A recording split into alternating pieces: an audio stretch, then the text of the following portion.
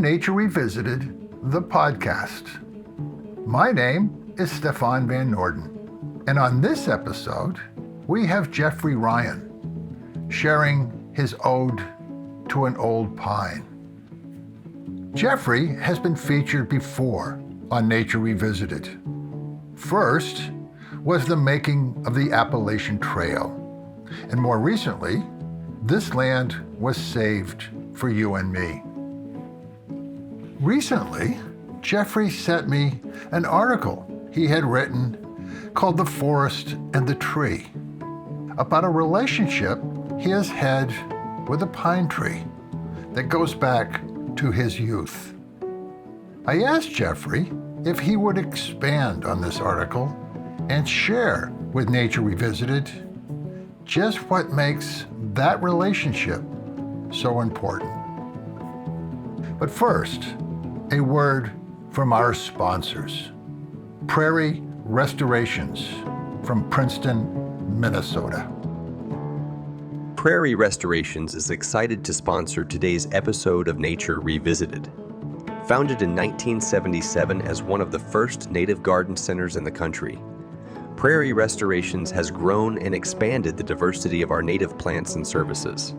Our mission is to produce and provide the most ecologically appropriate seeds, plants, products, and services to restore and manage native plant communities. Shop our online garden center and receive 10% off your order when you use promo code Nature Revisited. Be the change. Be a native gardener and help restore critical native habitat. Visit prairieresto.com to shop the highest quality native seeds and plants. That's prairieresto.com. Again, that's prairieresto.com. Now back to your show. Hermann Hesse once wrote, "Trees are sanctuaries." On March 15th, Jeffrey visited the old pine, and while sitting in its presence, composed this tribute to an old friend. Ode to an Old Pine by Jeffrey Ryan. The Sentinel. When I was born, it was already old.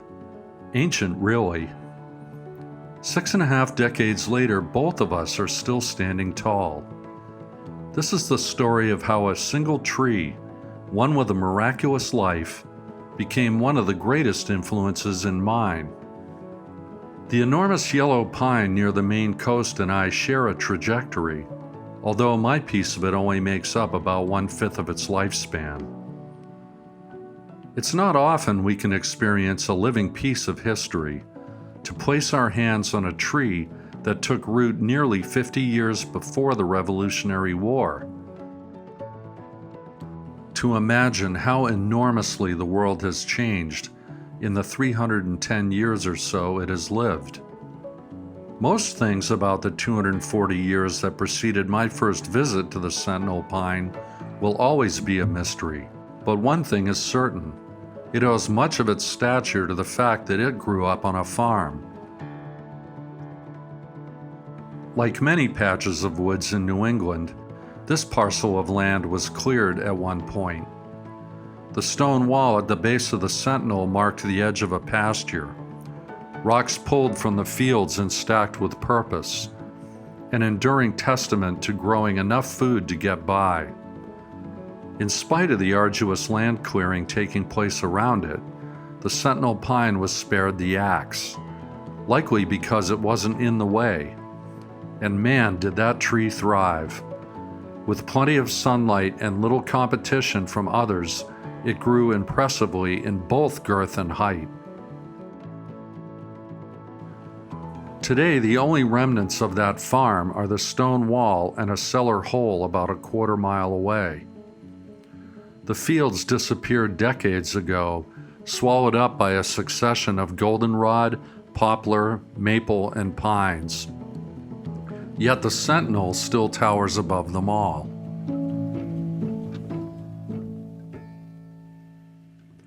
My initiation.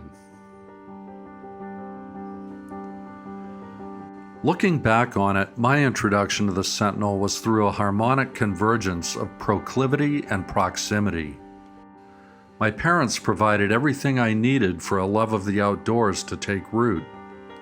The early years were punctuated by summer days exploring Maine islands, where I was allowed to roam the shores as long as I stayed within eyesight. That was just fine by me. There were treasures enough to find: razor clamshells, sea glass, tidal pools. But as beautiful as the coast was, I felt a stronger pull toward the woods, particularly the ones that beckoned from beyond the lilac hedge that bordered our yard. When I was 12, my mother called me into the den one afternoon. She pulled a hardcover book from the shelf and handed it to me, saying, "This is one of the most important books you'll ever read." It was a copy of Walden that she had read in high school. Thoreau's ideas about observing the woods, learning the lessons nature had to teach us, and especially the idea of building a cabin and living in the trees, resonated with my young mind, and I couldn't get enough. I was already drawn to the woods. But now, thanks to Thoreau's own drive to observe and explore, I understood why the forest felt so much like home. The pull of the woods to me was magnetic. When I got off the school bus, I stopped at the house only long enough to toss my books on a chair, change into dungarees, and make a beeline for the forest. There was an old, almost overgrown farm road that followed the old stone wall past two disappearing fields until it abruptly fizzled out. Here is where the farmer, several generations of farmers actually, had turned their hay wagons around and headed home. I stopped here every day, sometimes to sit in the sun and listen to the wind, the birds, the crickets, but always to honor the magnificent tree that towered above me, the sentinel pine. Those woods were the best playground I could possibly have had. I oversaw some of that beautiful tree's growth, while it oversaw all of mine. Every season from grade school through high school, I was out among the pines. I taught myself how to snowshoe and cross-country ski every part of that nature preserve. I learned how to navigate based on the position of the sun, how to read the clouds as predictors of weather. One time I was walking through the overgrowing field next to the sentinel pine when I stepped smack in the middle of a yellow jacket nest. By the time I got away, my legs were covered with welts. Instinctively, I ran a few hundred yards away from my family's house and down an embankment where I knew there was a freshwater spring flowing through a mound of marine clay. I slathered gobs of the cold mud on the welts and felt immediate relief. At age 14, my friend Sherwood and I tried to make a fire and cook condensed soup in a clearing near the sentinel pine. We reasoned that making soup used the same water to concentrate ratio as the lemonade we would make at home. Believe me, nothing makes a youngster run home for lunch like tasting Campbell's tomato soup made with 4 cans of water and served lukewarm because the fire kept going out. These hallowed woods gave me the greatest gift of all, one I appreciate every day, an abiding confidence in myself and the ability to take things in stride. I didn't know it at the time, but those skills would both save my life and fill it with purpose.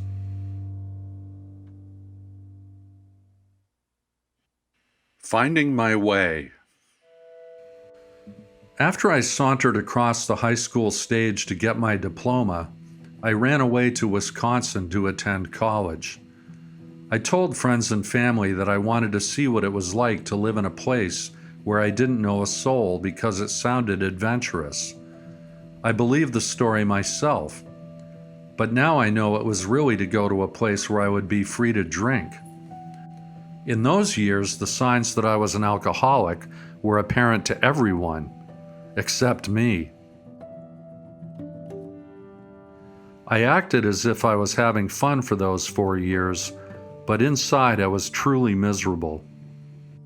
The saving grace was that I had a conversation on that college campus one night that changed my life.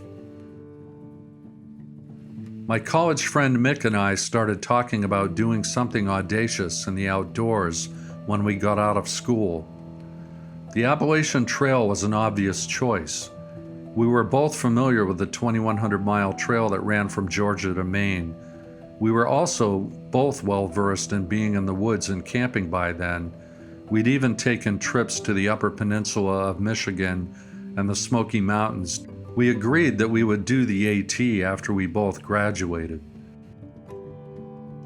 That December, I went home for the holiday break and spied a 1971 edition of National Geographic. It was from the same set of shelves that once held that copy of Walden my mom had given me. The feature article in the magazine was about a hiking trail that ran from Mexico to Canada called the Pacific Crest Trail. The first thing I did after I returned to Wisconsin was show Mick that magazine. Plans changed in a hurry. The PCT now became our audacious goal. 2 years later, we were in full trip planning mode.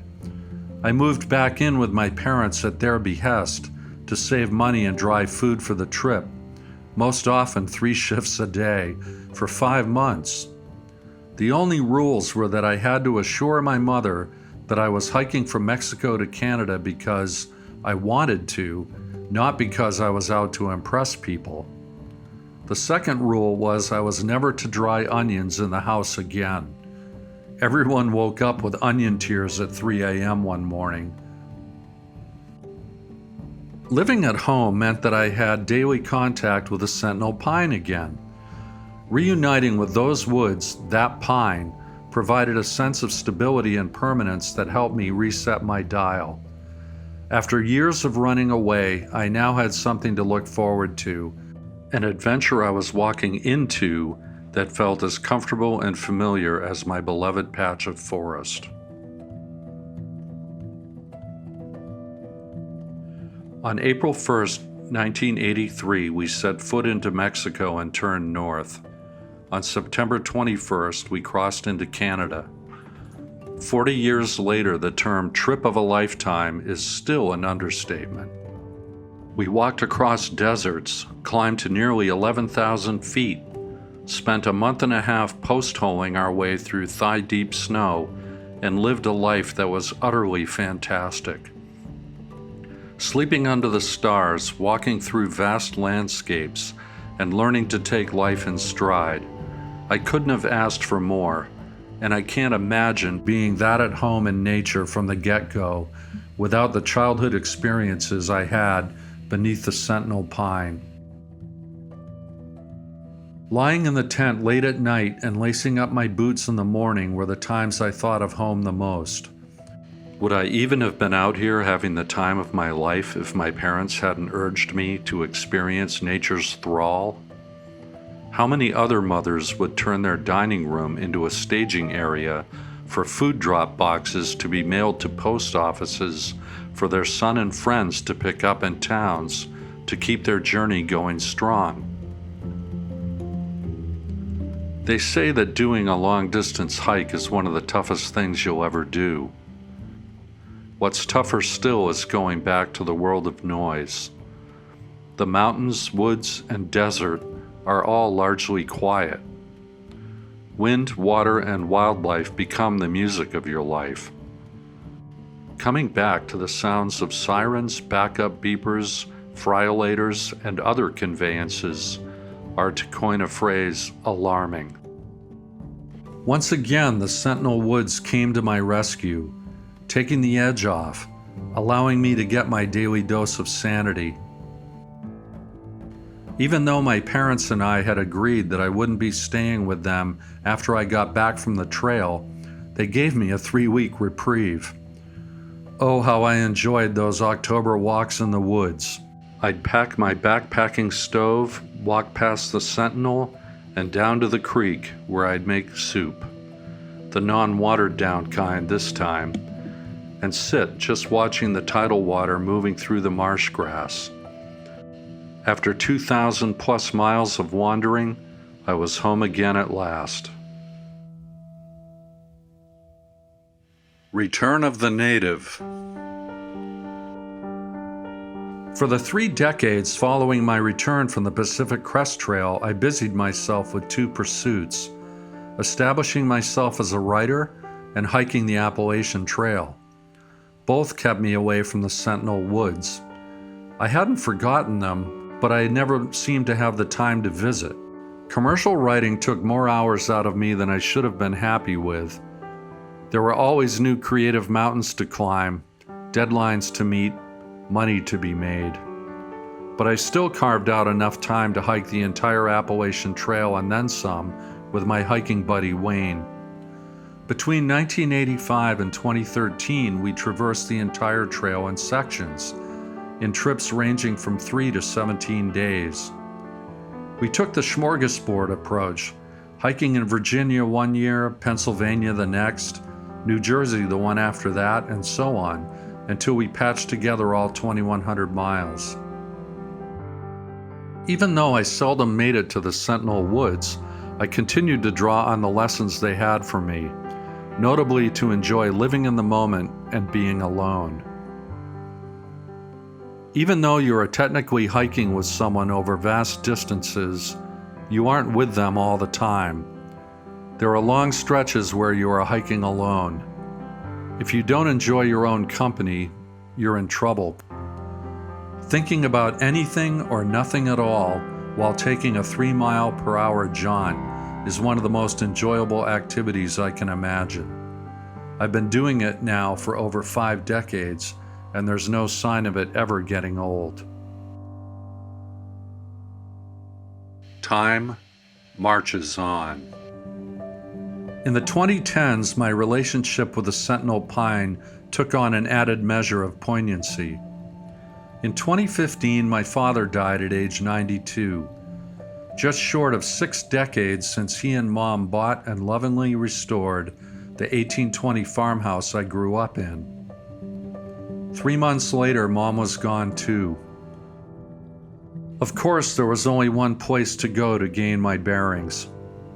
I spent many days wandering through the forest where both of my parents, and especially my mom, had encouraged me to discover the joys of nature and to find strength in things that will outlast us all.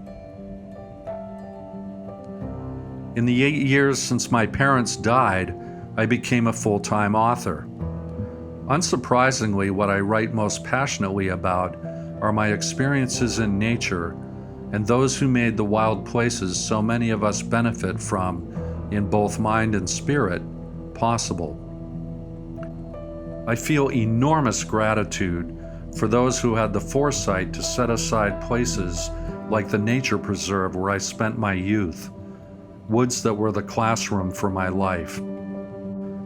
These days, I spend a lot of time in those woods. So many of us can only visit the places of our youth in our minds. The wrecking ball of progress has made it impossible to go back to those childhood haunts. It seems as if nothing ever stays the same anymore. In my case, even the house I grew up in is barely recognizable now. But the Sentinel Pine, the Stone Wall, and Mill Creek are always there to welcome me home. Most comforting of all, they will be there long after my glorious time with them has passed.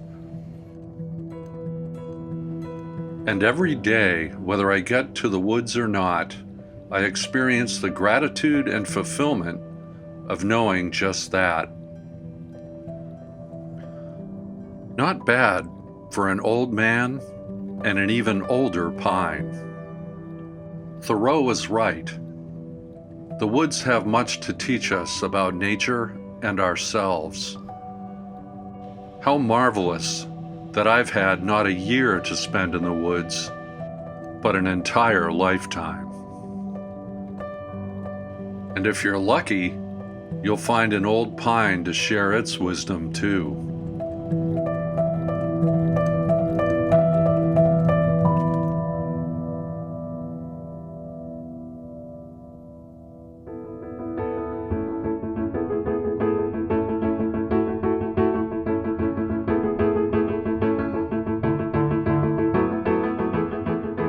I hope you enjoyed Jeffrey Ryan's Ode to an Old Pine.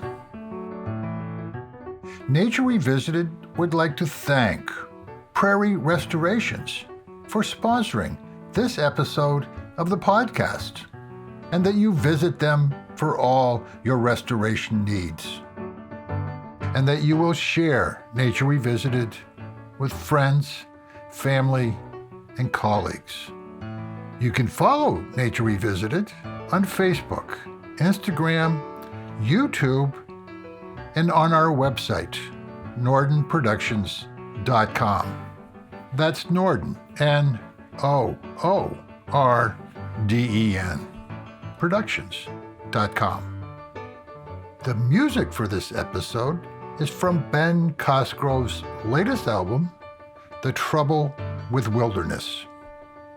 Nature Revisited is produced by Stefan Van Orden and Charles Gagan. And I hope you will join us for the next edition of Nature Revisited. And in the meantime, remember, we are nature.